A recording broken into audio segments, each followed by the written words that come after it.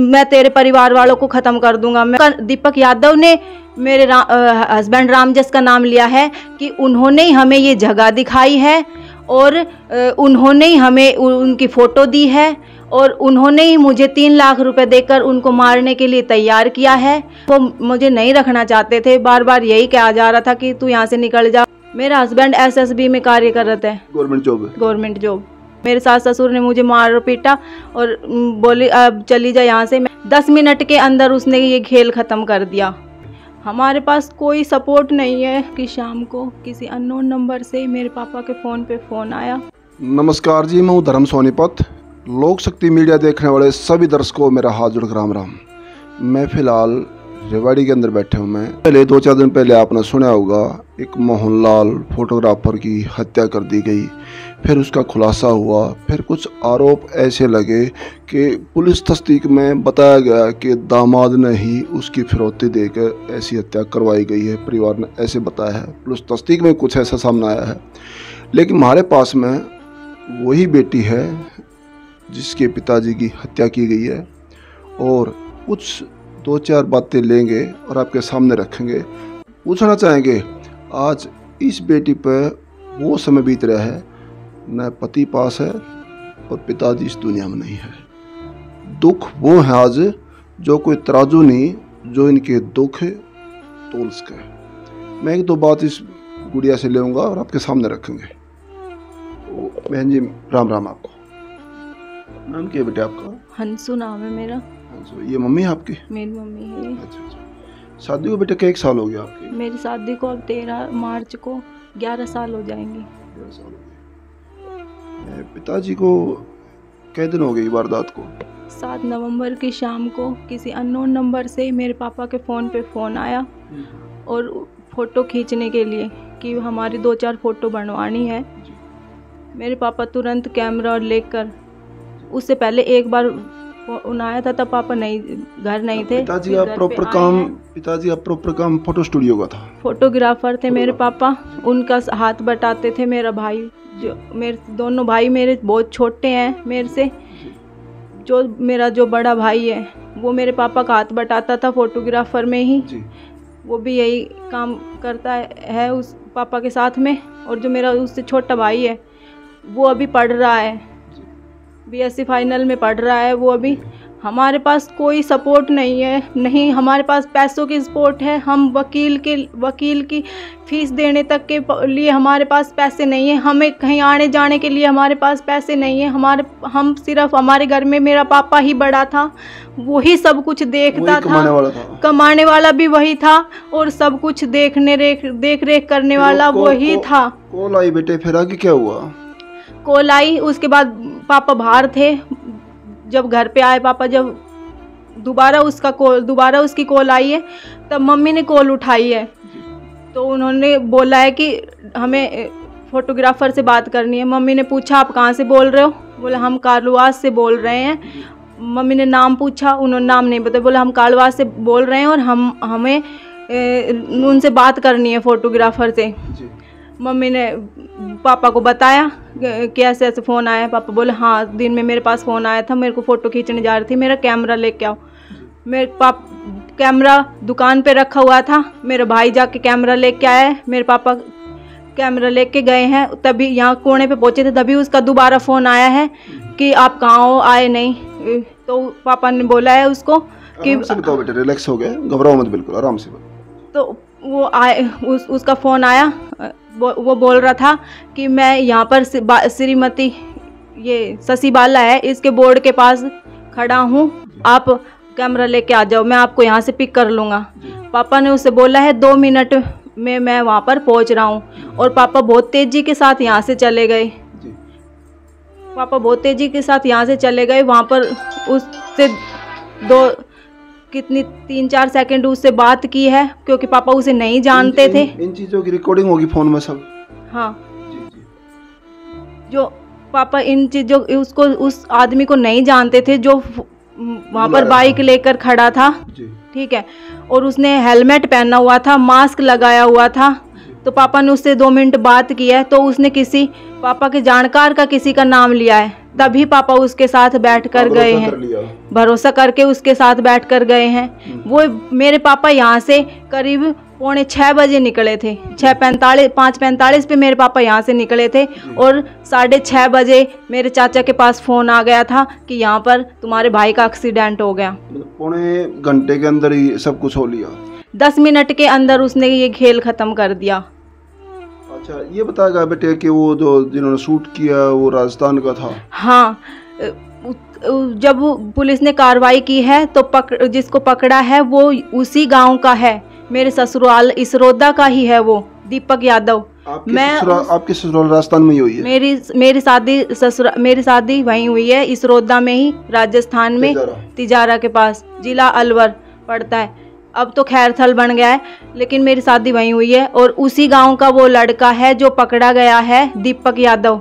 मैं उस लड़के को नहीं जानती हूँ और ना ही मेरे पापा उसको जानते हैं और मैंने अभी तक कभी उसको देखा भी नहीं है, मैंने उसका नाम भी नहीं सुना है और मेरे पापा का उससे कोई मतलब नहीं था। मेरे पापा तो उसको जानते तक नहीं थे, अगर जानते होते तो वो जाते ही उसके साथ बाइक पे बैठकर चले जाते। तो इसके पीछे क्या राज था बेटे? वो जानते भी नहीं तो फिर किसने करवाया, क्या मामला था ये पुलिस ने जब तहकीकात की है तो दीपक यादव ने उनका नाम लिया है।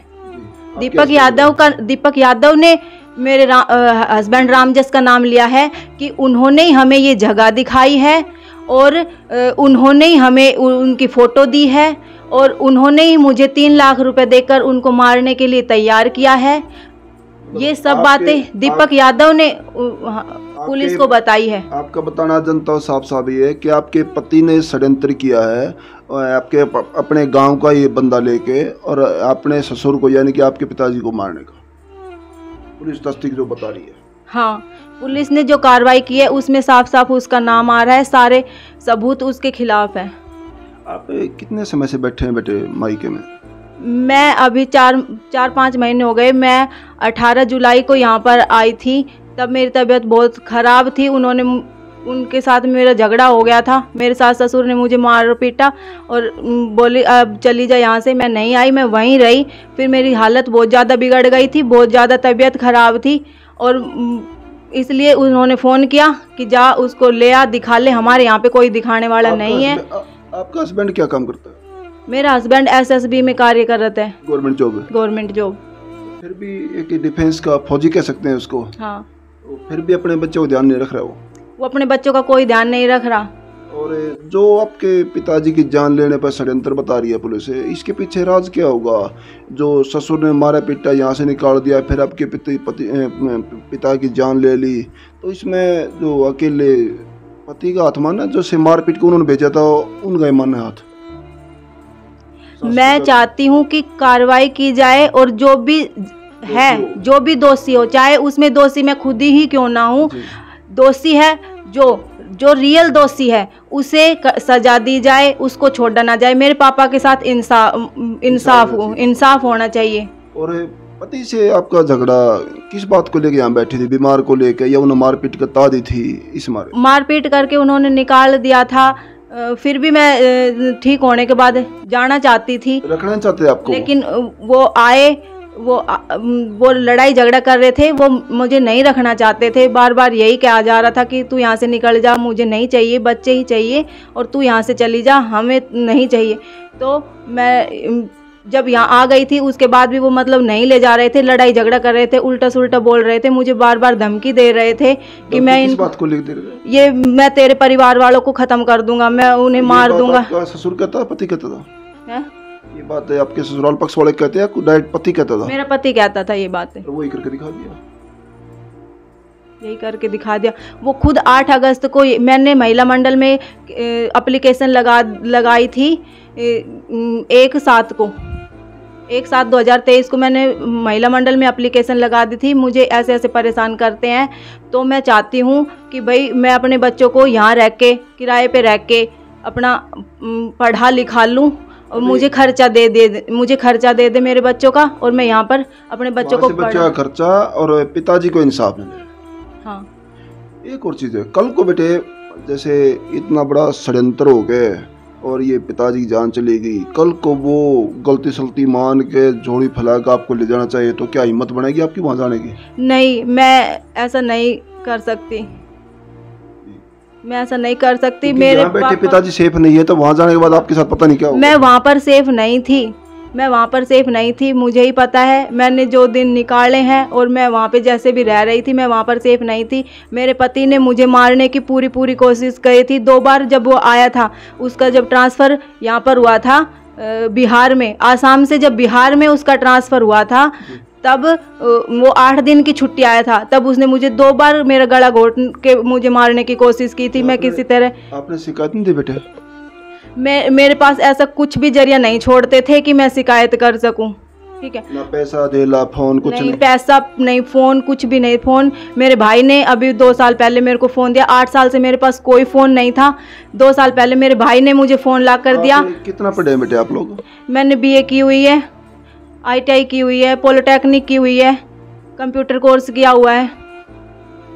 एक पढ़ी लिखी बच्ची को बेवकूफ़ और अनपढ़ बना दिया बिल्कुल।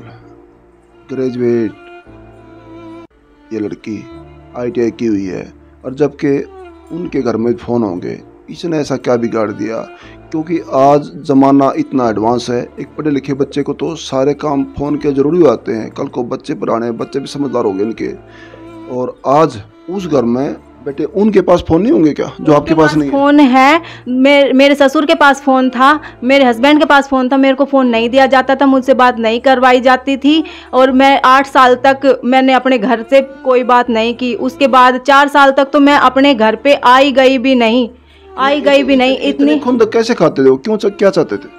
ये मैं नहीं जानती, वो ऐसा क्यों कर रहे थे, क्यों चाहते थे, ये मैं नहीं जानती। उस फौजी की शादी दूसरी करना चाहते थे? उन्होंने खुद अपने मुंह से तो ये नहीं कहा कि हम दूसरी ले आएंगे, तुम चली जाओ। हाँ, मुझे परेशान करते थे। आपको निकालना, आपको वहाँ नहीं रहने देना, नहीं गला दबाना, टॉर्चर करना, तो इसके पीछे जनता क्या मानेगी? और वो मुझे यही कहते थे, हमें तुम्हारी कोई ज़रूरत नहीं है, अब तू यहाँ से चली जा और बच्चों को छोड़ जा। मैं अपने बच्चों के लिए वहीं पड़ी थी और मैं वहीं रहना चाहती थी अपने बच्चों के साथ। उन्होंने बिल्कुल हद पार कर दी। 27 मार्च को उन्होंने मेरे साथ बहुत मारपीट की। सिर्फ एक जो आलू प्याज का जो कट्टा आता है, आलू प्याज का जो कट्टा आता है, जो कोई काम नहीं आता है हमारे, वो घर में इधर उधर पड़ा था, और 3-4 दिन से मैंने बार बार उसको उठा के रखा। फिर एक दिन पार्टी उसको खा रही थी तो मैंने उसके मुंह से लेकर के चूल्हे में डाल दिया और उसको जला दिया। गाय को बोलते हैं आप लोग? भैंस के जो बच्चा को। हाँ, तो मैंने चूल्हे में उसको जला दिया। उस पे मेरे सास ससुर ने मेरे से बहुत लड़ाई की, मेरे को मारा पीटा। मैंने इतना ही कहा था कि अब वो कट्टा वापस नहीं आएगा, अब आप चाहे मेरी जान ले लो, हाँ कल अगर वो आलू प्याज वाला आएगा तो मैं उससे कट्टा ज़रूर लेके आपको दे दूंगी। तो उन्होंने मेरे साथ बहुत लड़ाई की और बोले यहाँ क्यों मरेगी, जा अपने घर चली जा और वहाँ जाके मर जाना, रेवाड़ी जाके मर जाना, यहाँ नहीं मरेगी, चली जा। आपको ननद भी होगी बेटे वहाँ? हाँ, मेरी एक ननद थी। आपकी ननद को मारता आपका ससुर? नहीं, उनको तो बहुत अच्छे से रखता था। यही फर्क होता है बेटी और पुत्रवधू में। पुत्रवधू बोला जाता है बेटी जैसी बहू, इतने शब्द बिहेव किए जाते हैं जितना कि अपनी बेटी से, जबकि उनको बेटी भी है और उस घर की बहू है। इसके साथ में व्यवहार कैसा है, उनके साथ में कैसा, तो पुत्रवधू का मानी जनता जनार्दन है, साफ साफ जानती है। बेटे ननद कितनी है आपके पास? मेरे 4 ननद हैं। क्या उनके साथ भी ऐसा टॉर्चर होता था, मारना पीटना? फोन उनके पास फोन था आपकी ननद के पास? हाँ, मेरी जो ननद की एक की शादी नहीं हो रही थी, जब मेरी शादी हुई थी उसकी मेरी ननद की शादी नहीं हो रही थी। उसके पास फोन था? 7वीं क्लास में पढ़ती थी वो, 12वीं में पढ़ती थी, तभी फ़ोन ला दिया था उसको।